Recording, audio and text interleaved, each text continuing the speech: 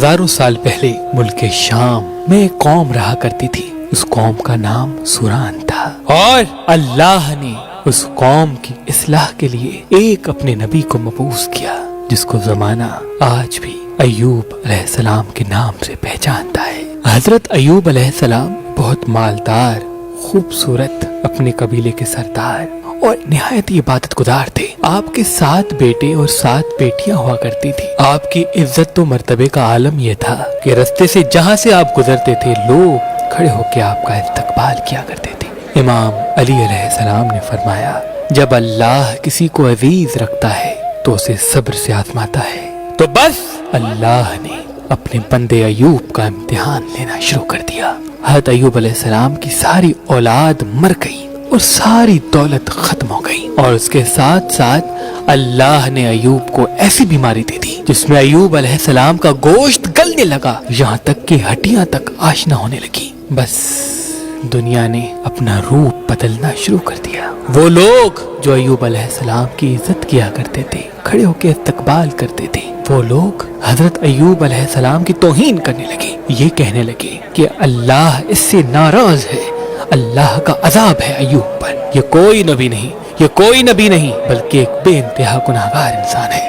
یہاں تک کہ ایوب علیہ السلام سے کوئی بات تک نہیں کرتا تھا۔ اللہ کا نیک نبی مطمئن رہا اور مسلسل اللہ کا ذکر، اللہ کا شکر کرتا رہا۔ لوگوں نے یہ فیصلہ کیا کہ جو بیماری ایوب کو ہے، ایسا نہ ہو کہ ہمارے بچوں کو ہو جائے، اٹھاؤ ایوب کو، اسے ہمارے محلے میں رہنے کا کوئی حق نہیں۔ بس لاٹھیوں اور کپڑے میں لپیٹ کر ایوب علیہ السلام کو کچرے کے ڈھیر پہ پھینک آتے ہیں۔ بس ایوب علیہ السلام کے ساتھ ان کی بیوی اور ایوب مطمئن رہ کر اللہ کا ذکر کرتے ہیں، شکر کرتے ہیں۔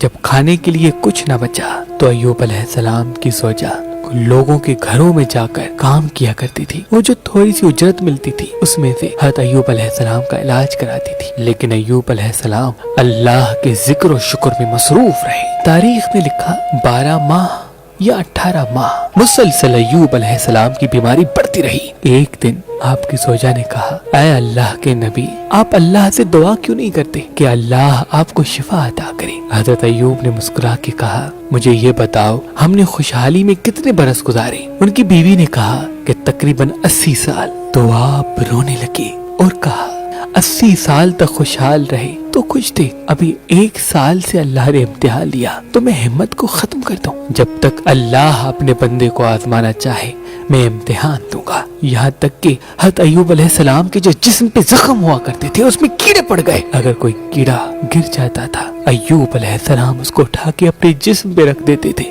اور کہتے تھے، شاید تمہارے لیے اللہ کا رزق اللہ نے میرے جسم میں رکھا ہے، تم کھاؤ اگر اللہ کی یہ مرضی ہے تو۔ بس جب لوگوں نے حضرت ایوب علیہ السلام کی زوجہ کو کام دینے سے بھی انکار کر دیا، لوگوں نے یہ چاہا کہ ایوب کی بیوی ہمارے محلے میں آتی ہے، ایسا نہ ہو کہ یہ ایوب کے ساتھ رہتی ہے، ایوب کی بیماری ہمارے بچوں کو نہ لگ جائے، اس کو کوئی بھی محلے میں نہیں بلائے گا۔ بس ایوب علیہ السلام کی زوجہ رو رو کے کہنے لگی، اے اللہ کے نبی، اللہ سے دعا کرے۔ تو ایوب علیہ السلام نے ہاتھ اٹھا کر کہا، اے اللہ، یقیناً تو رحم کرنے والا ہے، اپنے بندے پر رحم کر۔ بس یہ کہنا تھا تو آواز غائب آئی، ایوب اپنا پاؤں زمین پہ مارو، وہاں سے چشمہ نکلے گا، اس سے نہاؤ۔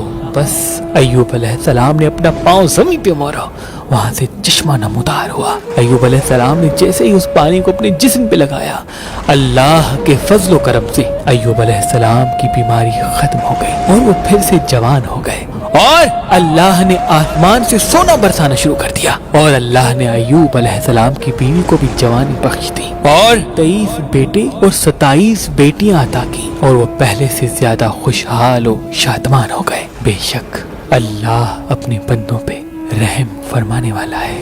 اللہ کے محبوب حضرت محمد مصطفیٰ صلی اللہ علیہ وآلہ وسلم نے فرمایا، زندگی میں جب بھی امتحان آئے تو ایوب علیہ السلام کے امتحانات کو یاد کرنا، اور یہ یقین رکھنا کہ زندگی کا اصل نام امتحان ہے۔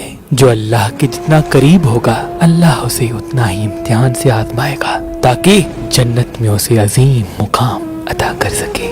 بے شک وہ عدل فرمانے والا ہے، وہ عدل فرمانے والا ہے۔ کتنا کریم ہے وہ اللہ جس نے انسان کو دماغ جیسی عظیم نعمت عطا کی، لیکن افسوس کچھ گناہوں کی وجہ سے اور کن عادتوں کی وجہ سے انسان اپنے دماغ کی طاقت سے محروم ہونے لگتا ہے اور اپنے آپ میں ہی الجھ جاتا ہے، اور وہ انسان کی پہچان نہیں کر پاتا۔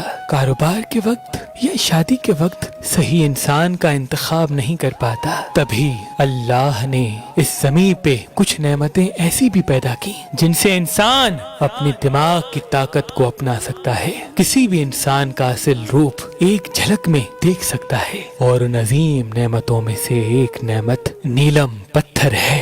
اللہ کے ولی حضرت شاہ شمس تبریز نے فرمایا کہ نیلم پہننے والے کے سامنے انسان کے چہرے واضح ہونے لگتے ہیں، وہ ایک جھلک میں انسان کو پہچاننے لگتا ہے کہ کون صحیح دوست ہے اور کون منافق۔ اگر آپ نیلم پتھر لینا چاہتے ہیں تو مہربان اسٹونز کے نمبر پہ کال کریں، اور مزید معلومات کے لیے ہماری ویب سائٹ مہربانلی.com یا ہماری اپلیکیشن جو گوگل پلے اسٹور اور آئی فون ایپ اسٹور پہ موجود ہے ان سے بھی معلومات حاصل کر سکتے ہیں۔